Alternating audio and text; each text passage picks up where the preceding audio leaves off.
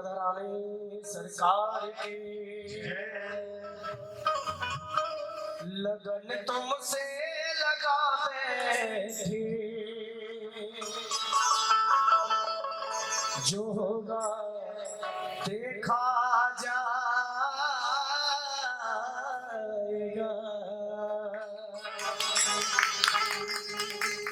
लगन तुमसे लगाए थे,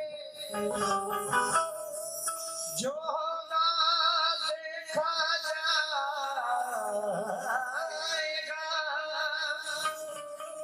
जो होगा देखा जाएगा।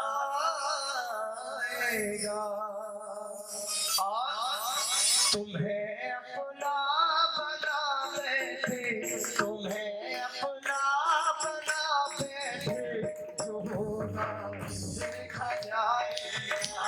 तुम्हें अपना बना बैठे, जो होगा देखा जाएगा।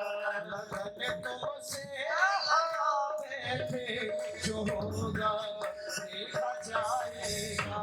लगन तुमसे लगा बैठे, जो होगा देखा जाएगा।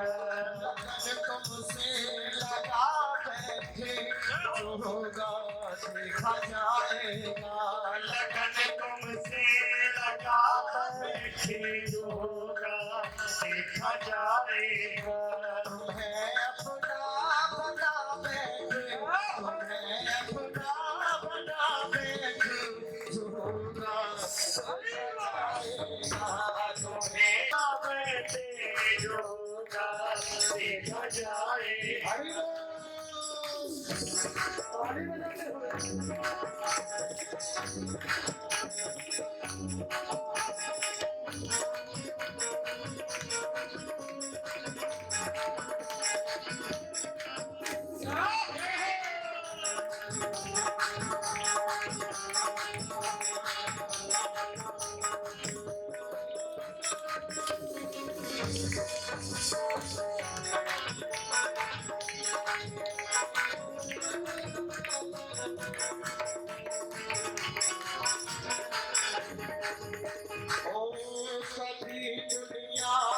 करते थे, छुप छुप याद करते थे।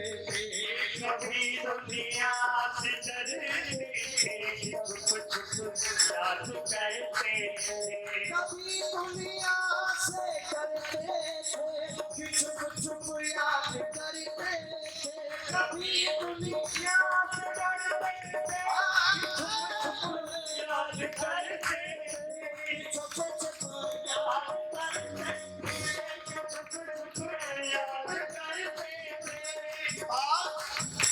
शर्म अब पेट खा बैठे, शर्म अब पेट खा बैठे।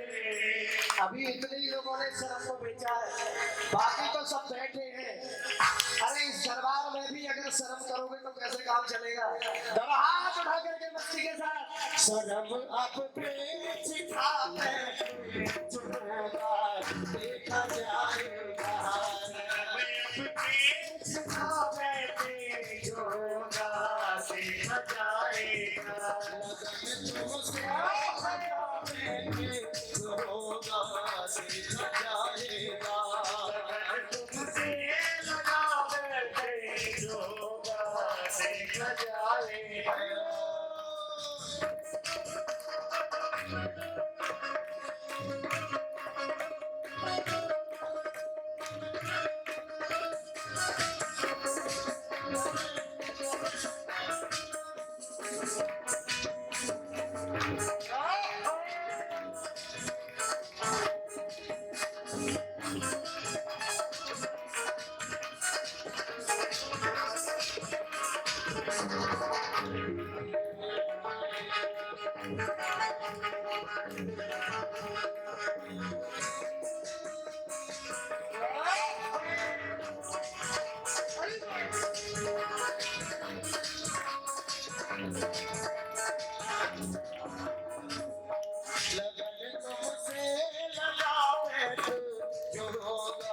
देखा जाएगा। लगन तुमसे लगा बैठे, जो होगा देखा जाएगा। एक बड़ी अच्छी बात कही, दीवाने बन गए तेरे तो फिर दुनिया से क्या मतलब। दीवाने बन गए तेरे तो फिर दुनिया से क्या मतलब। दीवाने बन गए तेरे तो फिर दुनिया से क्या मतलब। दुनिया से क्या मतलब, दुनिया से क्या मतलब। तेरी गलियों में आ बैठे, तेरी गलियों में आ बैठे, बजाएगा। तेरी गलियों में आ बैठे, बजाएगा। लगन तुमसे लगा बैठे, देखा जाएगा। लगन तुमसे लगा बैठे, देखा जाएगा।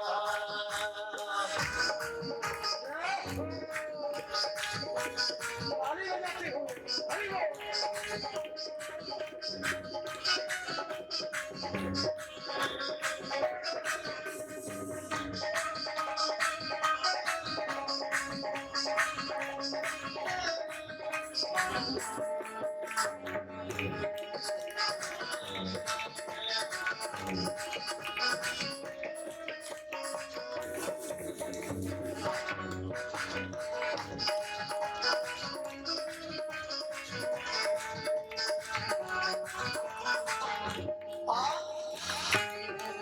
मेरा दिल तो दीवाना हो गया मुरली वाले तेरा। मेरा दिल तो दीवाना हो गया मुरली वाले तेरा। मुरली वाले तेरा, मुरली वाले तेरा, मुरली वाले तेरा। मेरा दिल तो दीवाना हो गया मुरली वाले तेरा। दिल तो दीवाना हो गया मुरली वाले तेरा।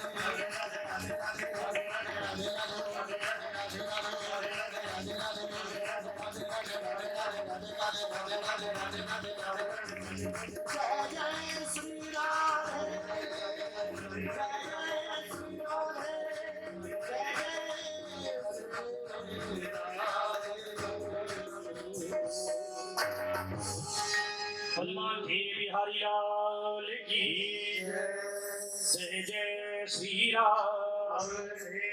लगन तुमसे लगा बैठे, जो होगा देखा जाएगा।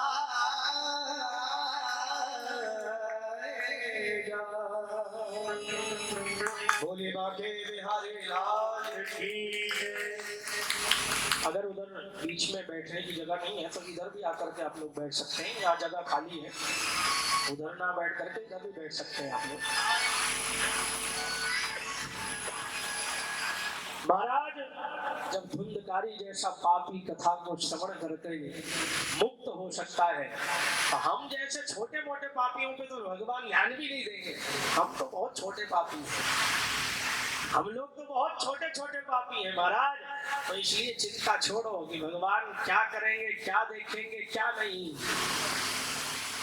परंतु हाँ, भगवान की भक्ति करते समय ये ध्यान रखें, नित्य प्रतिदिन एक पाप को कम करते जाओ। बोले महाराज आज से ये पाप बंद, आज से ये पाप बंद।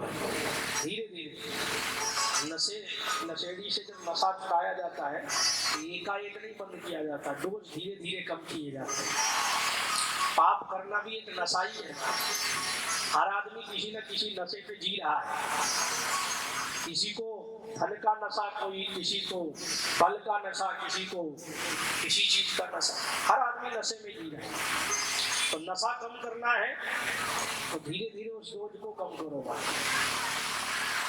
महाराज अब नारद जी पूछते हैं उन 4 कुमारों से कि बोले महाराज इस भागवत को सुनने का नियम क्या है? बोले मुख्यतः 3 नियम है। पहला नियम, विवाहे यादृशं वित्तम तादृशं परिकल्पये। पहली बात, सबसे पहली बात कहाँ आती है? इस पे आके ही रुकती है ना? कहाँ पे रुकती है? यहाँ पे। बोले भागवत करानी है तो विवाहे यादृशं वित्तम तादृशं परिकल्पये।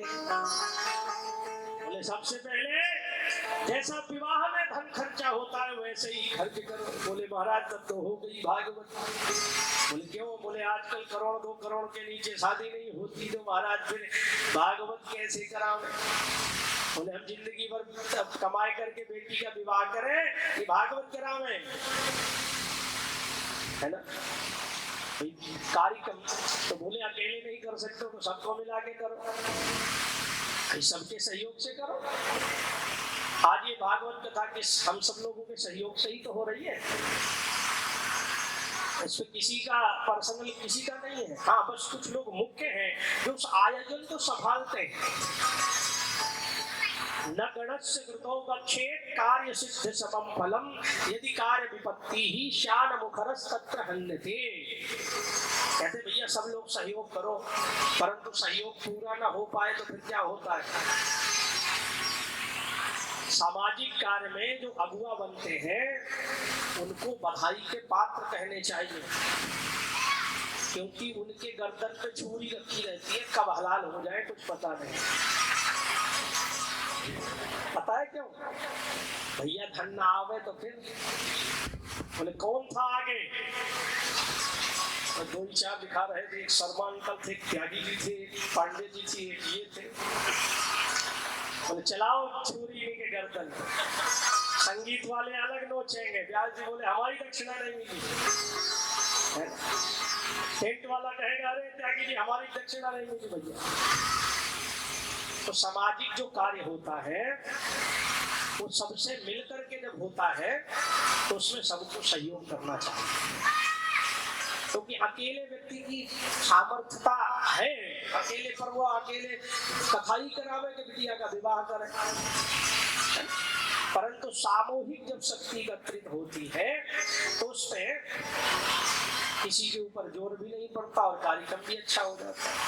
अकेले कोई करेगा तो उसमें सुनने भी बहुत कम लोग आवेंगे, बोले भाई ये तो पर्सनल कार्य है। परंतु सामाजिक कार्य होगा तो उसमें कोई भी ये नहीं कहेगा नहीं ये मेरा नहीं है, ये मेरा नहीं है ना? इसमें निमंत्रण की जरूरत नहीं है, इसमें सब लोग आओ प्रेम से पूर्वक। इसलिए आप सब लोगों का कर्तव्य ये बनता है कि आपके यहाँ कथा हो रही है तो जिन लोगों ने सहयोग न किया वो सहयोग भी कर सकते हैं। यहाँ डायरी लेकर के भी बैठे हैं आप लोग, जिनको भी सहयोग भागवत में देना है वो सहयोग भी दे सकते हैं और करना भी चाहिए। सामाजिक कार्य में सहयोग जरूर करना चाहिए। छोटे छोटे अमाउंट से सहयोग होकर के बड़ा कार्य हो जाता है और आपके कमाई से थोड़ा सा खर्च निकल गया और कार्यक्रम भी बढ़िया हो गया, आनंद भी सब लोगों ने ले लिया। तो कहीं जहां आप रहते हैं वहां कोई ना कोई कार्यक्रम छोटे मोटे हमेशा होने चाहिए। इससे उत्साहवर्धन होता है और स्वयं के धर्म के प्रति हमें जागरूकता होती है, धर्म के प्रति हम जानते हैं। समाज में ऐसे कार्य होने चाहिए और जो समाज में आगे आकर के करें ऐसे कार्य, धार्मिक कार्य करें तो उन्हें और उत्साहित करना चाहिए। उन्हें दोबारा नहीं चाहिए कि दोबारा बेचारा वो नाम ही ले ले। इतना बोझा उसके ऊपर लाद दो कि दोबारा बेचारा नाम ही ले ले कि महाराज पंडित जी कहें कि कथा करा, तो भैया बोले अरे महाराज एक कथा का अभी तक झेल रहे हैं, पूरी जिंदगी झेल रहे हैं, महाराज दोबारा तो नाम ही नहीं है ना। तो ऐसा नहीं होना चाहिए। सामाजिक कार्य में मदद भी करनी चाहिए। आप सब लोगों को जितना सहयोग मिलेगा, जितना अच्छा कार्यक्रम होगा, अगले साल फिर उनका उत्साह और वर्धन होगा कि भाई अगले साल और बढ़ाए, बढ़िया कार्यक्रम होना चाहिए। तो आप सब लोगों का कर्तव्य है, आप सब लोगों की सोसाइटी में हो रहा है तो आप लोगों को सहयोग भी करना चाहिए। बोले धन कैसा खर्चा होना चाहिए? बोले विवाहे यादृशं वित्तम तादृशं परिकल्पयेत्। जैसे विवाह में धन खर्चा होता है उसी प्रकार धन खर्च करना चाहिए। बोले महाराज तब तो हो गई भागवत कथा, फिर कोई करावेगा ही। बोले भैया अगर धन नहीं है उतना तो उत्साह तो विवाह की तरह होना चाहिए। जैसे आगे रुक्मिणी मंगल विवाह आएगा रविवार को, भगवान का धूमधाम से विवाह होगा, तो आपके मेकअप की आपको कसम है एक ब्यूटी पार्लर बचना नहीं चाहिए। सब धज के आना भैया, नहीं तो इसमें भगवान के विवाह में अगर सब धज के नहीं आए ना तो कभी भी कोई मेकअप अच्छा नहीं लगेगा, ये बताए दे रहे हैं, चाहे जितना सज ले। तो महाराज अब विवाह इस कथा के अंतर्गत की नित्य नए उत्सव आएंगे, उन्हें भी बनाना है। बोले विवाहे यादृशं वित्तम तादृशं परिकल्पयेत्। बोले विवाह में जितना धन जैसा खर्च होता है, गरीब एक खर्च करता है, उसके पास पैसे नहीं होते, उत्साह तो होता है, तो वैसा उत्साह लेकर के बैठना कि हमारे यहाँ कार्यक्रम हो रहा है। तो दूसरा नियम, बोले वक्ता का चयन बड़े सोच समझ के करना चाहिए। जो व्यासपीठ पर बैठे उसका चयन भी बड़े सोच समझ के करना चाहिए। और क्यों? बोले अगर वक्ता केवल वक्ता हो करके ही चला जाए, बकबकाए के चला जाए, तो क्या मतलब नहीं। बोले कथा ऐसी होनी चाहिए कि अपने सरल भाषा में जैसा आप समझ सके वैसी भाषा में आपको समझा सके, अपनी बात को, भगवान की बात को, ग्रंथ की बात को आपके हृदय तक पहुंचा दे किसी भी भाषा में। वक्ता ऐसा होना चाहिए। वक्ता का भी चयन बड़े सोच समझ के करना चाहिए। आप महान ज्ञानी ला करके बिठाए दो जो वेद मंत्रों का उच्चारण कर रहा हो, आकर के बैठे वेद मंत्रों का उच्चारण करे, इधर उधर हाथ हिलावे, आपके कुछ समझ में पल्ले पड़ने वाली का फायदा। और उन मंत्रों के, उन श्लोकों के अर्थ को बड़े सरल ढंग से आपके हृदय तक पहुंचा दे, वक्ता ऐसा होना चाहिए। श्रोता जिसमें आनंद लेवे, श्रोता जो बैठे हैं उसे आनंद आवे, ये नहीं पता लगा वो पांडाल का खंबा पाए जाए तो पकड़ के सोइए जाए, ऐसा भी नहीं होना चाहिए। और तीसरा नियम, लोग पूछते हैं कि भोजन कैसा करना चाहिए, फलाहार ले कि फूलाहार ले। भोजनम तु ब्रह्मण्ये कथा श्रवण कार्य